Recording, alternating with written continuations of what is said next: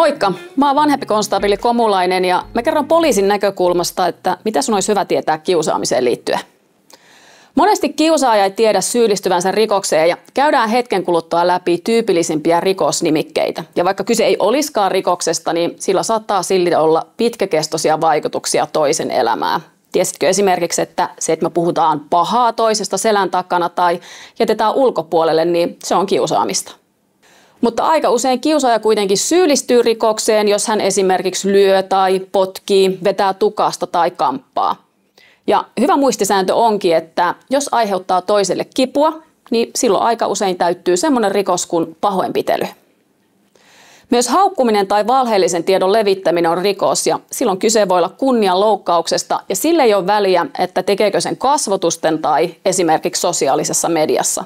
Ja sitten taas, jos netissä päättää esimerkiksi jakaa jostain toisesta valokuvan tai yksityistietoja, niin silloin kyse voi olla yksityiselämää loukkaavan tiedon levittäminen.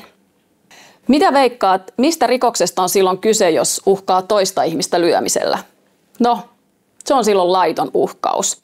Entäs sitten, jos tuhoaa jonkun toisen ihmisen omaisuutta, esimerkiksi piirtää reppuun tai rikkoo toisen takin? Silloin kyseessä on vahingonteko. Nuoren rikosoikeudellinen vastuu alkaa 15-vuotiaana, eli se tarkoittaa sitä, että sitä nuorempi henkilö ei joudu oikeuteen tekemisistään. Sen sä varmaan tiesitkin. Mutta tiesitkö sitä, että jokainen meistä on vastuussa omista tekemisistään iästä huolimatta, eli 0-vuotiaasta lähtien. Ja tämä tarkoittaa sitä, että jos sä rikot jonkun toisen omaisuutta tai aiheutat esimerkiksi terveydellisiä kuluja, niin se maksamisvelvollisuus, se on meillä kaikilla. Ja kun kyse on nuorista ihmisistä, niin aina tehdään myös lastensuojeluilmoitus sekä soitetaan vanhemmille ja poliisin rekisteriinhän jää sitten jonkinlainen merkintä ja se saattaa vaikuttaa sitten jollakin tavalla tulevaisuudessa. Mutta nämä jutut hei semmoisena muistutuksena, että mitkä on meidän yhteiset pelisäännöt.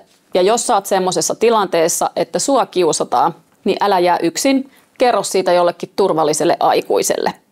Ja sitten taas, jos tilanne on se, että sä huomaat, että muita kiusataan, niin muista puuttua joko itse tai kertoa siitä jollekin aikuiselle. Kiusaaminen on aina meidän kaikkien yhteinen asia.